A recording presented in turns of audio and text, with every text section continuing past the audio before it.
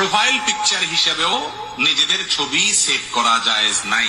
অথচ সবাই নিজেদের ছবি ফেসবুকে প্রোফাইল পিকচার হিসেবে ইউজ করে এই নাজায়েজ কাজটি করছেন। প্রতারণামূলকভাবে এভাবে ভিডিওকে কাটছাট করে নানা রকমের বিতর্ক এক শ্রেণীর মানুষ তৈরি করে।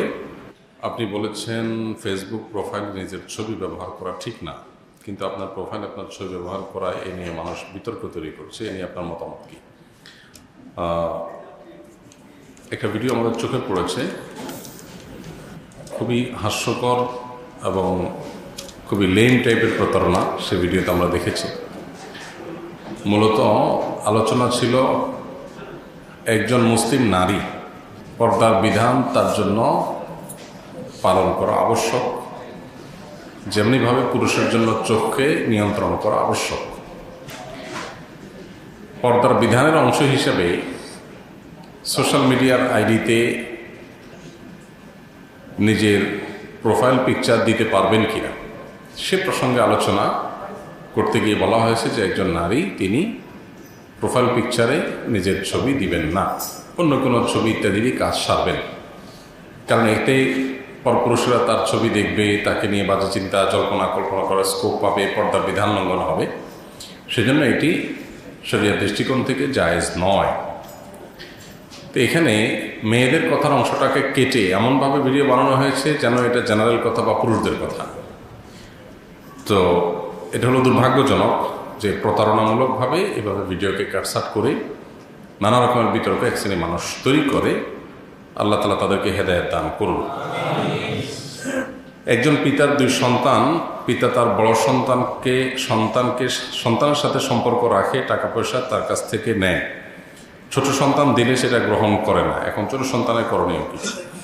মা বাবার সাথে সদ্ব্যবহার করা এটা অত্যন্ত গুরুত্বপূর্ণ একটা আমল আমাদের জন্য। আল্লাহ সুবহানাহু ওয়া তাআলা কোরআনে কারীমে আল্লাহর একত্ববাদ, আল্লাহর ইবাদত বন্দেগীর পাশাপাশি মা বাবার প্রতি সদাচরণ করতে আমাদেরকে নির্দেশ করেছেন। সদাচরণের মধ্য থেকে একটা মা বাবার ভরণ পোষণের ব্যবস্থা করা, তাদের সেবা করা, তাদেরকে আর্থিকভাবে সাধ্য অনুযায়ী সহযোগিতা করা, এটা আমার সন্তান হিসেবে আমাদের কর্তব্য। এখন সন্তান যদি বাবা মাকে আর্থিকভাবে সহযোগিতা করতে চাইলেও বাবা মা সেটা গ্রহণ না করেন, তাহলে নিশ্চয়ই এখানে আমার কোনো মনে কষ্ট আছে, ব্যথা আছে। সেই ব্যথা বা কষ্ট দূর করার চেষ্টা করতে হবে।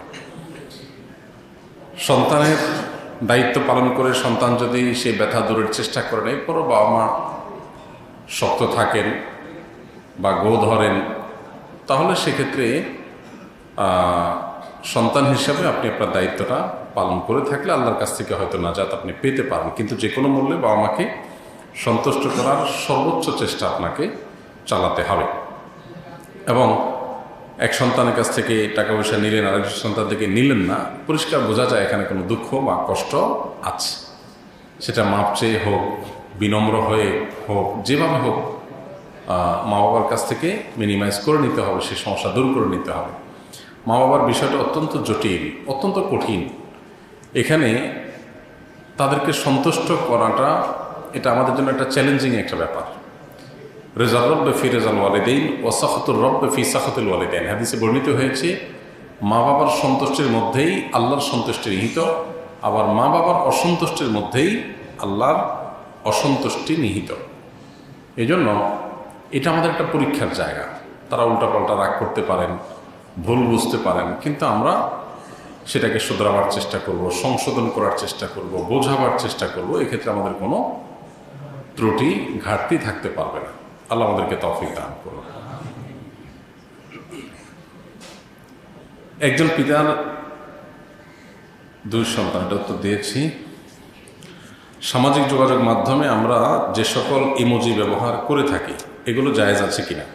কারণ ইমোজিতে চোখ বোঝাতে কালো ফোঁটা ও মুখ বোঝাতে কালো দাগ টানা রয়েছে। যে সমস্ত ইমোজিগুলো আমরা সোশ্যাল মিডিয়ায় ব্যবহার করি এগুলো আসলে পূর্ণাঙ্গ কোনো অবয়ব না, পূর্ণাঙ্গ কোনো আকৃতি না। এগুলোতে চোখ, কান, চোখ, নাক বা মুখ বোঝার জন্য এক দুইটা দাগ টাগ দিয়ে দেওয়া হয়।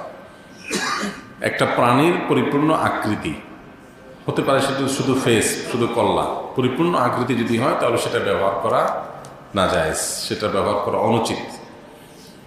কোনো প্রাণীকে এইভাবে যদি কেউ অঙ্কন করে তৈরি করে, তাহলে কিয়ামতের দিন তাতে রূহ ফুৎকার দেওয়ার নির্দেশ আল্লাহ তাআলা দিবেন অঙ্কনকারীকে। বিধায় ওইটার ব্যবহার করাও আমাদের জন্য জায়েজ নয়। যেটা অঙ্কন করা নিষেধ, সেটা ব্যবহার করাও নিষেধ।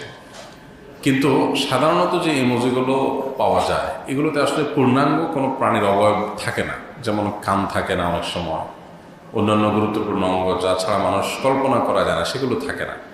তো এরকম শুধুমাত্র সিম্বলিক কোনো কিছু, যে কোনো রকম মানুষের মাথা বা এই টাইপের কিছু বোঝা যায়, দাগ টাগ দিয়ে কোনো রকম একটা ডামি টাইপ কিছু করা, এরকম যদি হয় তাহলে সেক্ষেত্রে সেটা ব্যবহার করা হারাম হবে না। তারপরেও তাকওয়ার দাবি হবে সতর্কতামূলকভাবে এগুলো থেকে বেঁচে থাকা বা বিরত থাকা।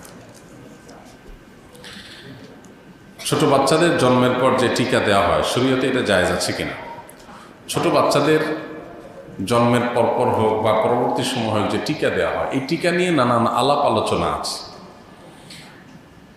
অমুসলিমরা এবং পৃথিবীর উন্নত দেশের মানুষজনেরা তারা বহু টিকা, বহু ঔষধ তৈরি করে গরিব, বিশেষ করে মুসলিম জনপদ এই সমস্ত জায়গাগুলোতে পরীক্ষা চালাবার জন্য। এই নির্মম বাস্তবতার কথা এই সময়ে সামান্যতম সচেতনতা আছে এরকম মানুষ মাত্রই জানেন। যে কোনো একটা মেডিসিন তৈরি করা হয়েছে, এটার বড় ধরনের কোনো সাইড এফেক্ট থাকতে পারে, সেটার পরীক্ষা চালানো হয় কোথায়? গরিব দেশগুলোর উপরে। যে মরে গেলে গরিব দেশগুলো, মানুষ মরে গেল, এই পাকে তারা সাবধান হয়ে গেল। মানবিকতা বলে যারা চিল্লাচিল্লি করে, যারা আমাদেরকে ভালো মন্দের রেখা টেনে দেয়, তাদের আসল রূপ বিভিন্ন কর্মকাণ্ডের মধ্য দিয়ে প্রকাশ পায়। এর মধ্যে এটা একটা, যে আমাদের মতো গরিব দেশগুলোর উপরে তারা বিভিন্ন রকমের পরীক্ষা নিরীক্ষা চালায়। তো এই সমস্ত বাস্তবতাকে মাথায় রেখে, বিশেষ করে টিকার নাম দিয়ে সেখানে কি দেওয়া হচ্ছে না দেওয়া হচ্ছে, ক্ষতিকর কোনো কিছু আছে কি না, এটা নিয়ে নানা রকমের ধোঁয়াশা থাকে, বিভ্রান্তি থাকে, সন্দেহ সংশয় থাকে। এই কারণে যদি কেউ টিকা গ্রহণ না করে, তো সেটার রাইট অবশ্যই তার আছে। বরং কোনো কোনো ক্ষেত্রে সন্দেহ হলে, বিভ্রান্তির সুযোগ থাকলে সেটা থেকে বিরত থাকাটাই বরং বিবেকের দাবি এবং শরীয়তের দাবি। গত কিছুদিন আগে মেয়েদের এক ধরনের টিকা দেওয়া হয়েছে, আমরা জানি।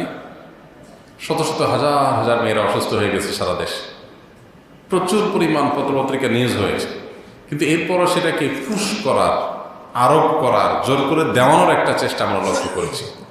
এগুলো কেন? এ বিষয়ে আমাদের সাবধানতা অবলম্বন করা দরকার। তো এই জন্য এই সমস্ত টিকা, বিশেষ করে যেগুলো নিয়ে আমাদের সন্দেহ হয়, সংশয় হয়, বিভ্রান্তি তৈরি হয়, সেগুলো গ্রহণ না করার সুযোগ আছে।